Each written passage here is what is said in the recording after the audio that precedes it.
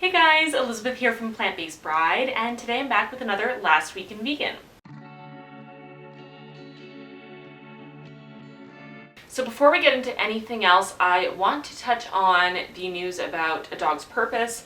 I talked about this in another Last Week in Vegan. I'll link it here if you're interested.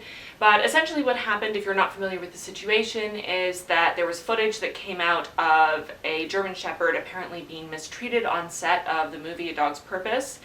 And it became this huge outroar, and PETA was speaking out against them, and people were calling to boycott the movie. And since I reported on that initial story, lots of comments have come out from the lead voice actor, Josh Gad, and producers, and the company that is in charge of maintaining the standards of animal treatment on set. And many of them said that the video was misleading, it had been edited, it made it seem like the dog was scared and they forced them to do it anyway, when really that second clip was from a different time, so on and so forth. And a lot of people have been saying that this is just another case of PETA and other animal activists overreacting, making something out of nothing. But honestly, my 2 cents is that I still feel exactly the same way as I did the first time. Obviously you could tell the video was edited, that there was a cut and it was a different view. That wasn't really the thing about it that made me upset. What made me upset was seeing that an animal was being used who obviously couldn't give their consent and was clearly frightened, and they were trying to force them to perform. Whether they actually performed that day or not isn't the point. The point is they were trying so hard to force this animal to do something they didn't want to do, and it's just not needed. Use CGI and leave the live animals who can't give their consent out of it altogether. So despite everything that came out, I still agree with what I initially said. I still think that it is unfortunate that the film and television industry continues to use live animals when there is technology there that will allow them to go in another direction. And I will still not go see this movie because regardless of the movie's purpose, it uses animals that didn't have a choice. So on to the rest of the stories for today. The first one is pretty sad, and it's something I didn't know happened. So Marines are speaking out against the use of live animals in their training. So essentially what happens is they will injure pigs and goats in various ways, and then medics will make sure that they stay alive for long enough for the Marines that are training to get there, and then those Marines are forced to try to stop the bleeding and save the lives of these animals. And that's training for them for battle conditions if they come upon another Marine who is injured, to practice first aid in that kind of situation. And it's just horrific that they do this at all and that they've been doing this for so long. So some of the things they do to the animals is that they will cut them, they will burn them, shoot them, or have limbs severed, and then allow them to continue to live while they're suffering just to train these Marines. And as it's been pointed out before by other organizations, this isn't even effective training because goats and pigs have different anatomy than humans. And it's just incredibly cruel no matter how you look at it. A Marine of 13 years came out and spoke out against this practice of live tissue training, as they call it. And he said, "We're compassionate people. We're trying to save lives. But yet you're part of something that is inherently inflicting pain and suffering on an animal." The company that's paid to put on these live tissue trainings is called CIMEC Training Solutions, and since 2015, CIMEC has received more than $7 million for contracts to train defense personnel in the United States. It seems even more cruel when you think about the fact that there are simulated human bodies that can be used for this kind of training that are far more accurate because they do share our anatomy 100%. PETA had introduced a bill to ban this type of live training a couple of years ago, and they have brought it back and it will be reintroduced to Senate this year. So hopefully it can be passed, and hopefully the Marines that have spoken out against this practice will come out in support of the ban and help it to pass so that this horrible treatment of animals in the name of training can end.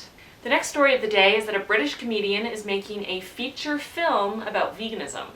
It will be called Carnage: Swallowing the Past, and it takes a surreal look at the absurdity of exploiting animals for food. The film has been created by the British comedian Simon Amstell, and it explores a future where plant-based diets are the norm. It's set in the year 2067 and will be released in the spring of 2017. BBC iPlayer's head of content, Victoria J, said, In a culture obsessed by what's on our plates, Simon Amstell's film Carnage imaginatively challenges our attitude towards eating meat, fish, and cheese triangles. Prepare to never look at your dinner the same way again.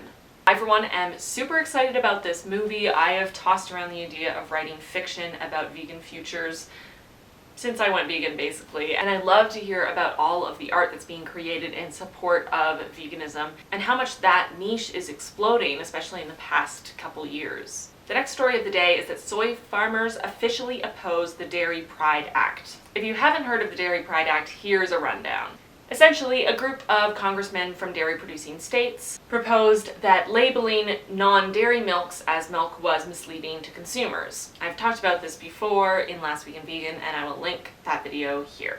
Despite the soy industry's position as crucial growers of feed for animals in the livestock industry, they've come out pretty strongly against this act. The American Soybean Association and the Soy Foods Association of North America jointly filed a letter in opposition to the act. The letter stated, "Consumers of soy milk clearly understand that the product is derived from soybeans rather than bovine milk, and a large percentage consume it for just that reason, due to dietary choices or restrictions." The letter went on to reference a 2006 study where none of the 800 respondents were confused by the term soy milk.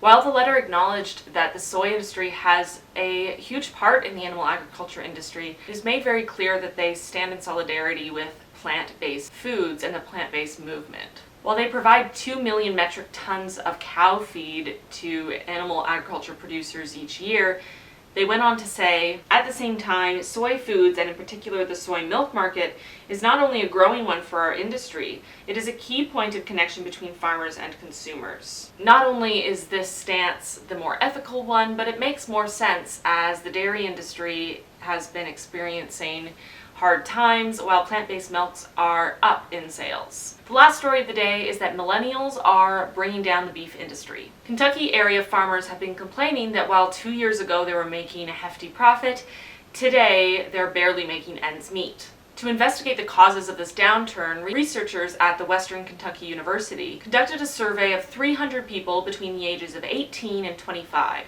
which revealed a paradigm shift in the way that millennials think about meat. When asked if negative media coverage on meat stopped them from eating it, 16% of respondents said yes. Another 30% admitted to having bad experiences with beef products. The lead researcher and cattle farmer Stephen Green said, "The urban millennials' perception of beef is hazy at best. These are the young men and women that will be the next consumers." We continue to see more and more studies coming out that show that especially people of the millennial generation, those young adults, are continuing to make more connections between animal product consumption and their impact on health and the environment, and also making the ethical connection. Agriculture economist Kenny Burdine has said that he believes this drop in sales in the beef industry will only continue and that the industry may hit rock bottom by 2018. This is amazing news for those of us who hope this industry will disappear into a shameful past, and is hopefully indicative of how the millennial generation will continue to morph into a more conscious generation. So that's it for this week's Last Week in Vegan. I hope you guys enjoyed it, and I'll see you really soon in my next video. Bye! Don't forget to like this video if you enjoyed it, subscribe to my channel, and check out my last video here.